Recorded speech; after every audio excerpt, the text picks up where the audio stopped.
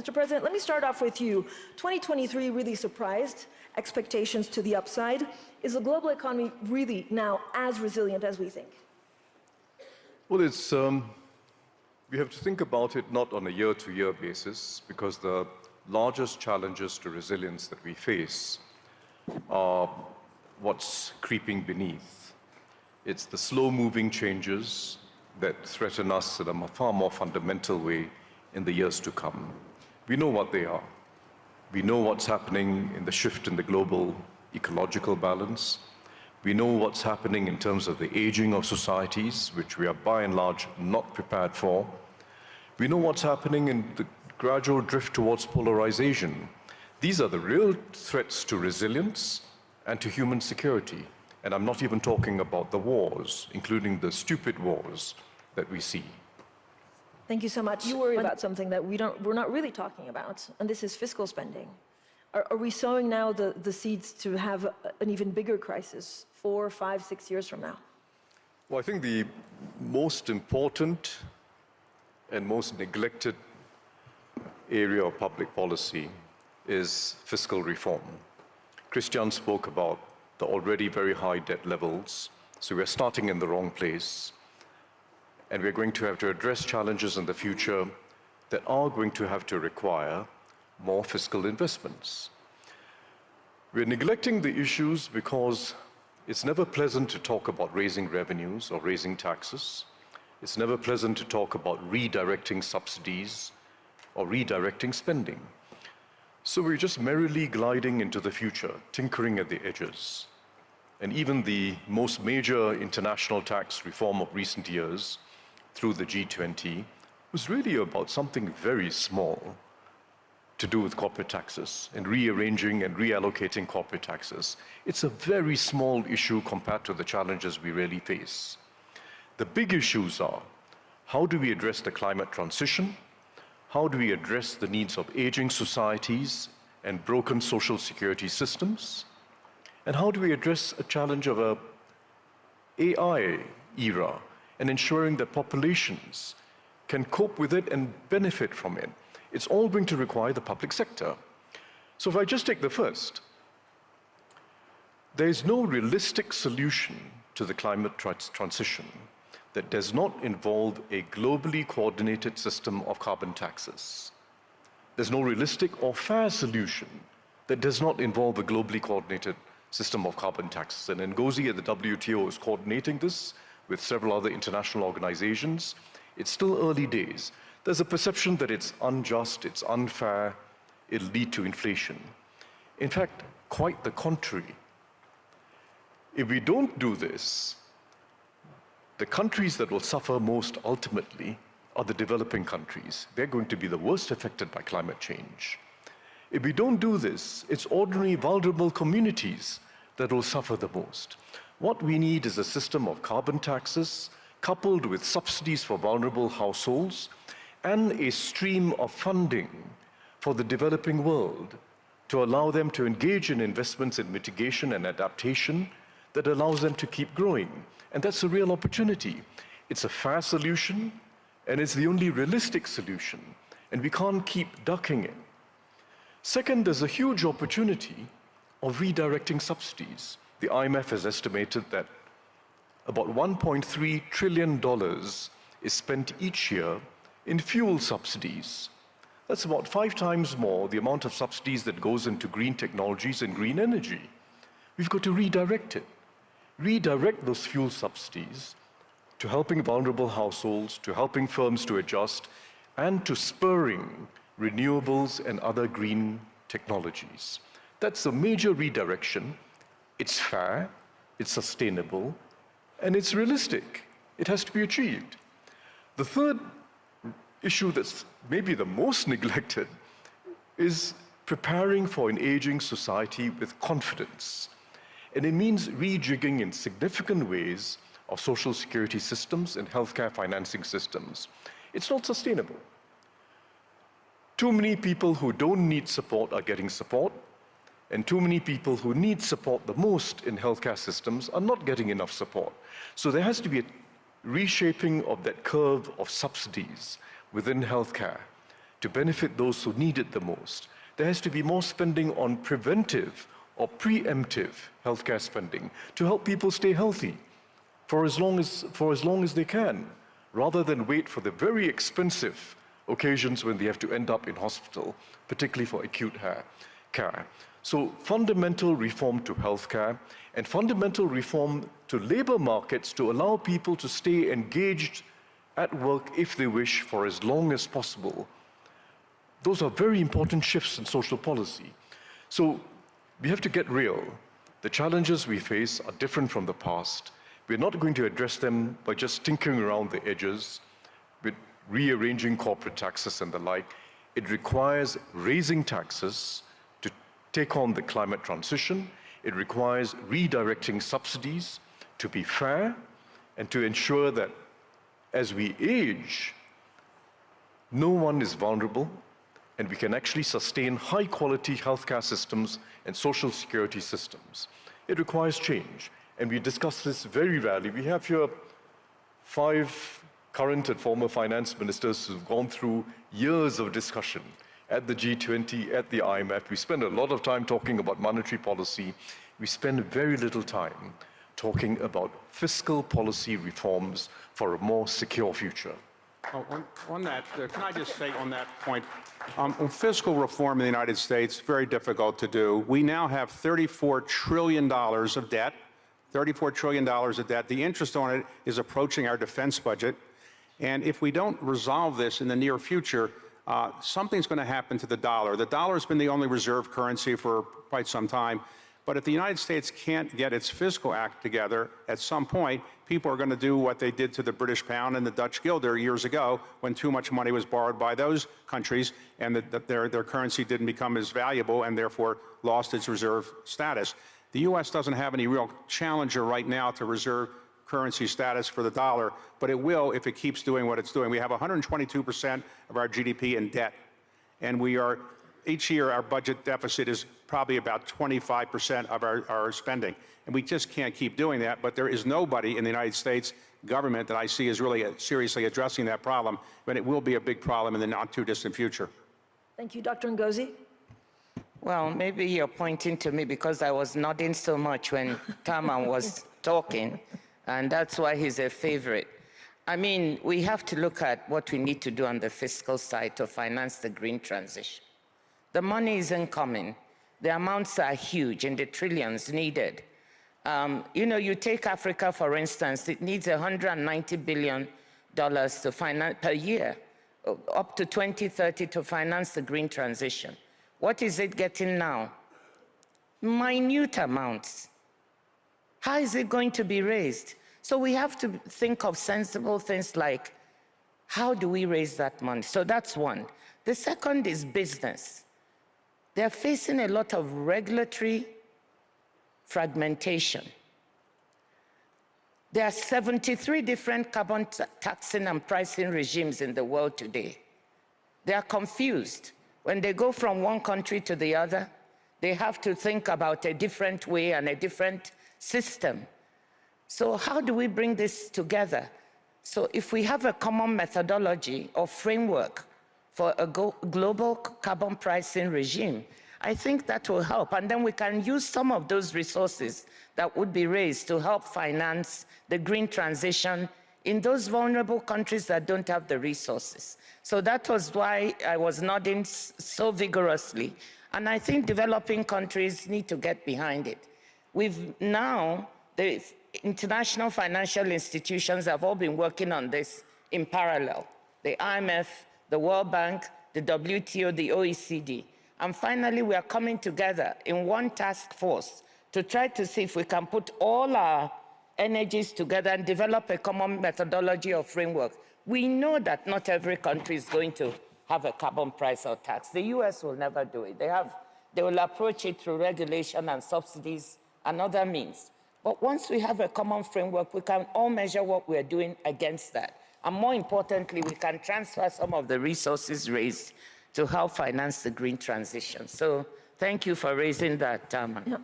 Dr. Ngozi, I know you have to leave in a couple of minutes because you have an important meeting. So a very quick question to you. Why has it been so slow? Is it because we're distracted with other crises? And are you confident that actually all of this is going in the right direction? Well, it's so slow because, I mean, when you talk of raising taxes or prices, it's never a popular subject anywhere. As Tharman said, you have so many former present finance ministers on the panel, and we know what this means. It's politically difficult to talk about raising taxes. It's also politically difficult to phase out subsidies. We tried it when I was a finance minister in Nigeria, and we wanted to phase out our subsidies. We went halfway, but it was very politically sensitive. So that is why you don't hear great enthusiasm when you talk about raising taxes or phasing out subsidies. But I think the world, we need to take some hard decisions. You cannot have a situation in which you have $1.2 trillion in fossil fuel subsidies. A lot of it is in developed countries, by the way, not developing. And then we are trying to look for peanuts for a loss and damage fund. You have over $600 billion in trade distorting agricultural subsidies. And we are looking for peanuts for a loss and damage fund. When we get 200 million, we're all happy. We need to take those hard decisions, but they are not being done because it's politically difficult, and politicians will look at the short-term horizon. They want to be re-elected, right? That's the problem. Thank you so much, Dr. Ngozi. I know you have to go. Minister Al-Jadaan. I think a few points, and I listened to Mr. President, and we spoke briefly before we came on stage.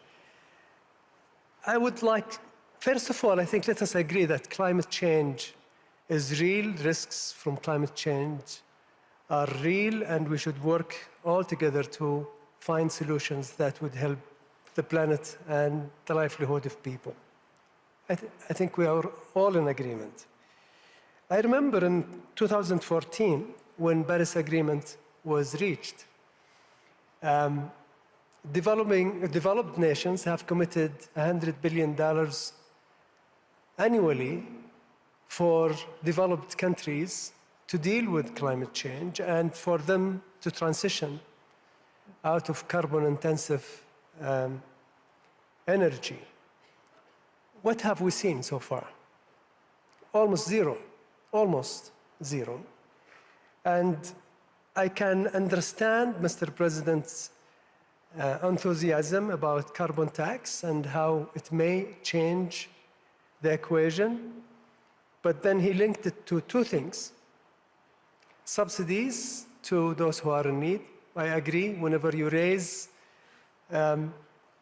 cost on your community or others, you need to look out for the less fortunate and provide social safety net.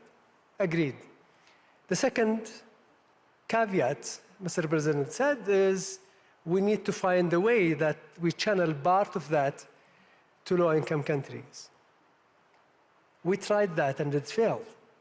Now, so trying something else similar to what you have tried before and expect different results, it's very difficult. There are a lot of political resistance from developed nations. Politically, internally, I mean, we have heard just now some of the comments. So to say that we will put the tax, but then we will direct some of it to low-income countries is going to be very difficult politically, extremely difficult. Third, I would just remind ourselves that while we are enjoying the heated conference place here, there are over 600 million people in Africa that have no basic electricity. Not intermittent, basic, absolutely no electricity. So to say to them, go and eat cake, why are you looking for a bread, is hypocrisy, in my opinion. They have their own endowment. We should help them get that endowment from under their feet. Gas, for example, let them fuel their own transition. Allow them to use their own endowment. Help them to use their youth, empower their youth, reskill their youth, train their youth.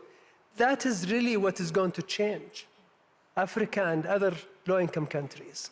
Thank you very much. Thank you so much. Minister Lindner? I hope nobody tells my coalition partners and colleagues in cabinet that we are here considering raising taxes. Would cause serious problems for me domestically. Seriously, I would like to widen the perspective a bit. I completely share the idea of fighting global warming by ambitious action. But we should think about the right methodology. I think there is an alternative to carbon tax, and the alternative is a carbon market. In Germany, it is extremely costly to avoid further emissions.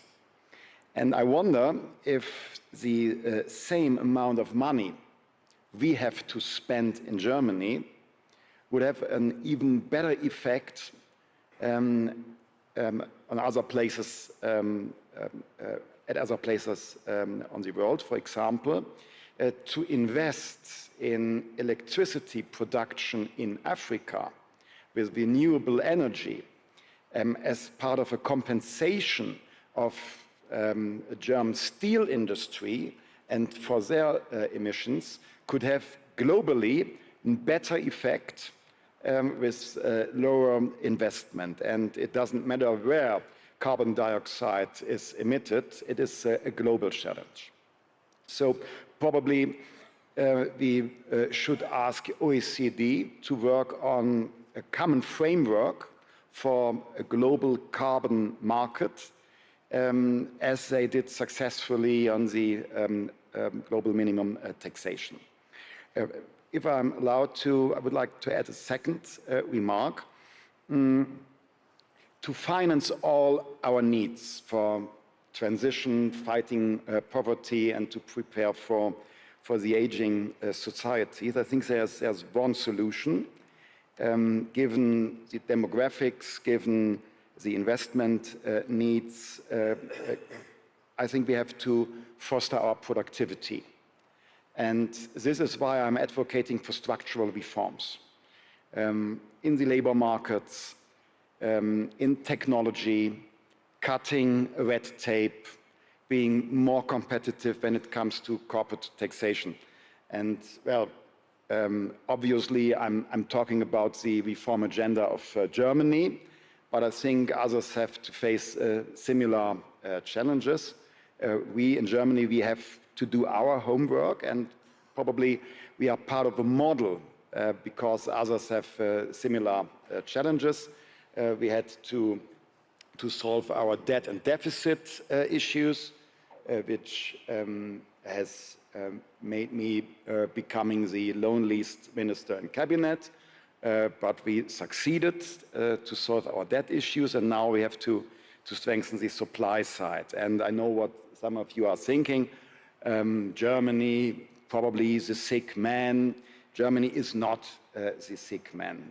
Germany is, after a very successful period since 2012 and these years of crisis, Germany is a tired man after a short night, and the low growth expectations are partly a wake-up call, and now we have a good cup of coffee, which means structural reforms, and then we will be continuing to succeed economically. Thank you so much, Minister. We only have 5 minutes left, so I'm going to call on Madame Lagarde, and then David, President and Minister. So thank you very much. I would like to flag a couple of areas where I think there can be hope and there can be trust if we deliver.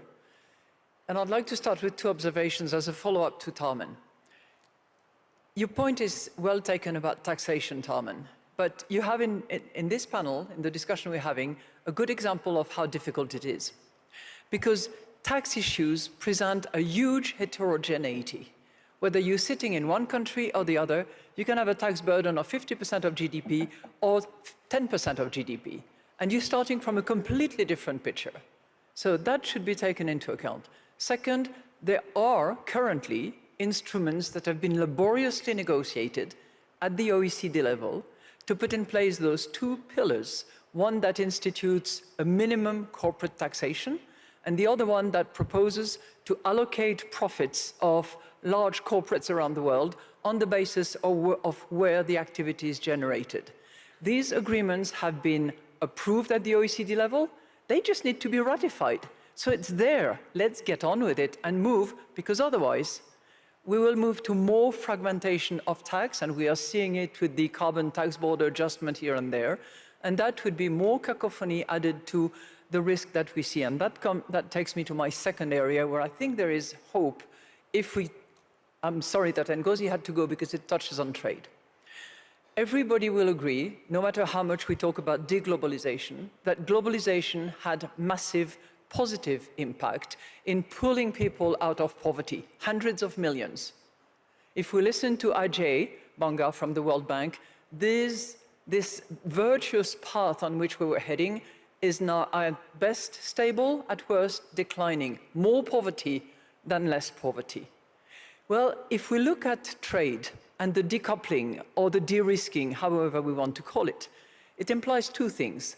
One, there will be different and new sources of supply and new patterns of trade, number one.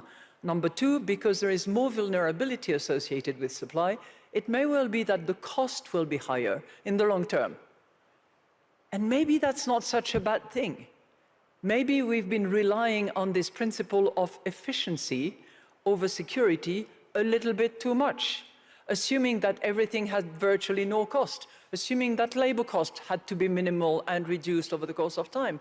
Well, this can change, and maybe can change for the better, to bring those people who had the benefit of globalization and were taken out of poverty, also out of this recessing poverty that is at risk of bringing some of them back down again. So I see a lot of positives on those two fronts. I had a few other items, but I'll save them for next year. David, and then Mr. Paraphrase President in my country, ask not what the World Economic Forum can do for you, but what you can do for the World Economic Forum. Now, what do I mean by that? The purpose of the forum, and I can't speak for it because Klaus is the person who is really the most responsible to be able to speak for it, but I can say that the purpose of for this purpose is to inspire people. What we've tried to do in this panel and in other panels around the World Economic Forum is inspire people and educate people.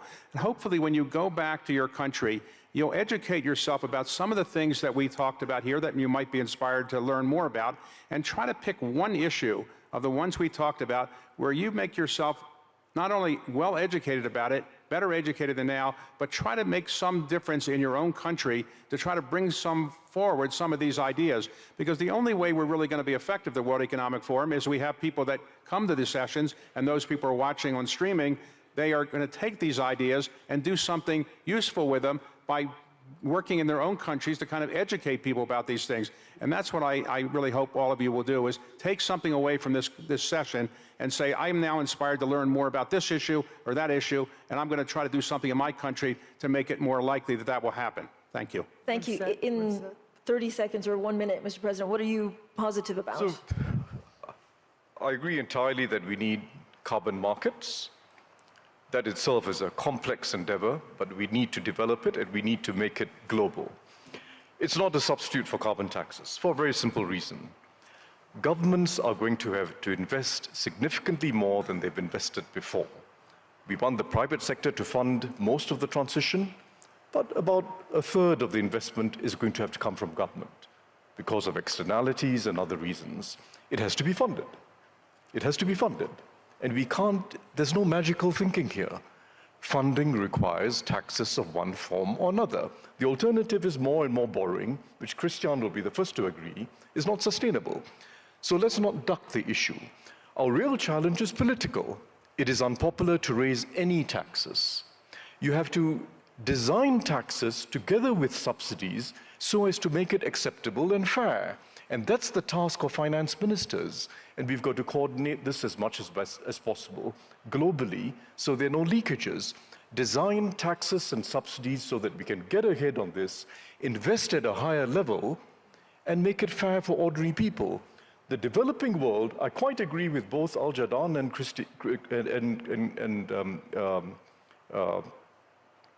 Christine.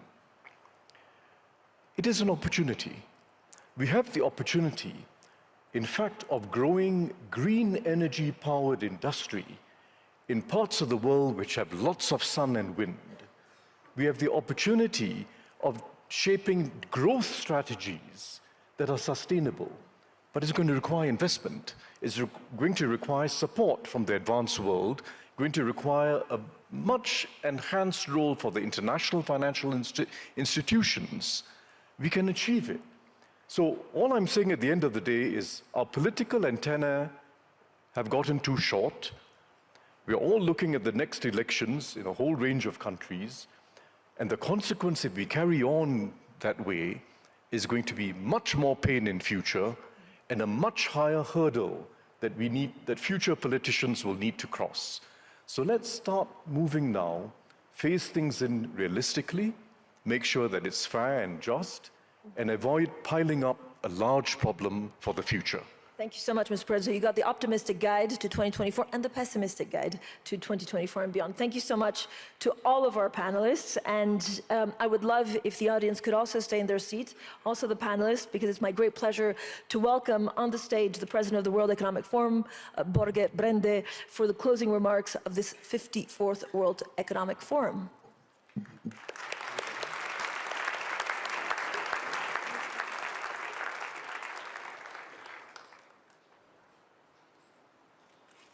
Thank you very much to this excellent panel. I think you revived a bit of optimism, but also a lot of realism. I remember when, as a young student in economics, it was said that if you bring 5 economists in the same room, there would be 8 different opinions. I think we could get some real consensus takeaway from this panel, especially when it comes to rebuilding trust. And that is also the theme of this annual meeting. So on behalf of our chairman, Professor Klaus Schwab, managing board, including myself, I would really like to use this opportunity to thank you for your active participation in the World Economic Forum's 54th annual meeting in Davos. This year's meeting came at a critical and complex moment, not only for the world, but for each person in it, something that was also alluded by the panel, also underlining the importance of inclusion. Rising global temperatures, a still fragile economy, and a deteriorating security landscape are challenges that are not bound by borders. They affect us all. There's no longer such a thing as a country, company, or community insulated from global shocks. And when it comes to leveraging opportunities, it is not possible to do so alone. Yet, we know the foundation of cooperation, trust, has been eroding in recent years, which is why this week's meeting on rebuilding trust has been so important. Leaders from around the world, from the public and private sectors, and from across generations gathered to show what can be achieved by working together. And I'm really heartened to see the impact. The annual meeting hosted 3,000 leaders, including 350 heads of state and governments and ministries. The presence of top government leaders alongside major CEOs across all industries fostered a new spirit of solidarity and cooperation, even among those with differing perspectives. It enabled the forum to continue its tradition of providing a space for diplomacy. More than 80 national security advisors from governments and international organizations met in Davos ahead of the meeting to advance a blueprint for peace, and world leaders voiced their support for President Zelensky and Ukraine. We hosted leaders from across the Middle East with the aim of supporting efforts to lower tensions and advance a path to peace. The forum's Friends of the African Continental Free Trade Area launched the first ever private sector action plan. We convened leaders from the Western Balkans and the EU who reiterated their commitment to a common European future underpinned by regional growth and stability. And the Humanitarian and Resilience Investing Initiative announced over 50 commitments that will boost impact investment and could unlock over 15 billion in frontier markets. The meeting focused on reviving the growth needed to strengthen our economies and societies. The Future of Growth initiative, supported by a new framework that looks beyond GDP growth, will be a 2-year campaign to help policymakers and economists share new ideas and best practices to balance growth with innovation, inclusion, sustainability, and resilience goals. The Trade Tech Global Initiative outlined a vision for the collaborative use of technology for global commerce to unlock trillions in trade. New insights on the future of global fintech chartered a path to resilient and inclusive growth in the industry. And the Future of Industrial Strategies initiative shed light on the opportunities for companies and governments to co-create the next generation of industrial strategies. Participants made significant progress on climate action, nature protection, and energy transition. The First Movers Coalition has grown to almost 100 companies, providing the world's largest demand signal for breakthrough climate technologies in high-emission industry sectors such as steel and cement. And the World Economic Forum's Trillion Trees platform, that I know many of you are very committed to, announced over 100 companies pledging to conserve, restore, and grow 12 billion trees. The forum launched a network to mobilize clean energy investment for the Global South to help unlock an estimated 3 trillion needed for the energy transition. The Global Plastic Action Partnership welcomed Colombia and the Philippines, bringing the network of national action partnerships to 14. Technology, and particularly AI, was top of mind, and participants proposed balancing innovation and protection to ensure responsible development. The AI Governance Alliance announced a new global effort to increase AI access. The Center for the Fourth Industrial Revolution that we have created expanded with new centers in Germany, Vietnam, and Qatar, and intends, amongst others, to launch also now a center in Ukraine, in Kiev. Uplink raised 43 million in funding to help early-stage impact entrepreneurs scale their people and planet-focused ventures.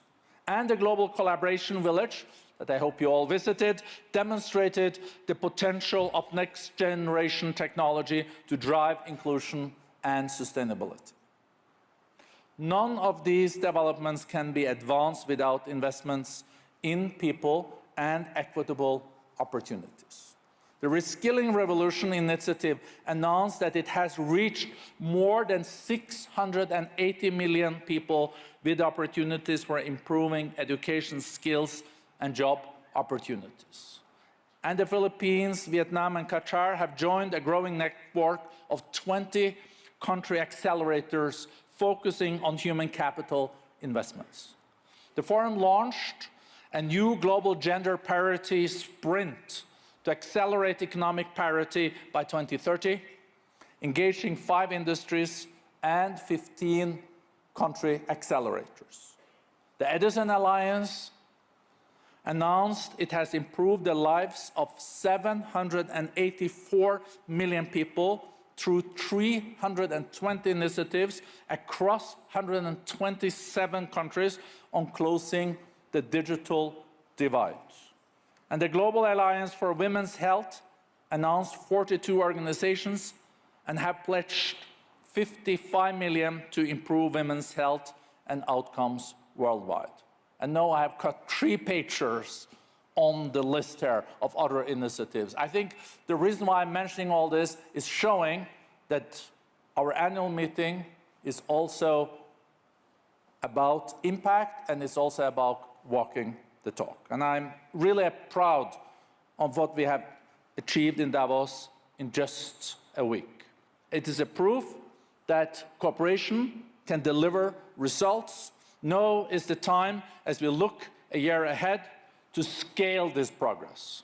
I look forward to seeing the forum continue to work with all of you on these initiatives throughout the year, so that when we meet again a year from now, we will have made measurable progress on advancing our economic, environmental, and security priorities. At the end, I would also like to thank those that have worked so hard on making this annual meeting a reality. And a special thank to my colleague, Marek Dusek, that is in charge of the annual meeting, and his team doing the programming and the events. Really a big, big thank you.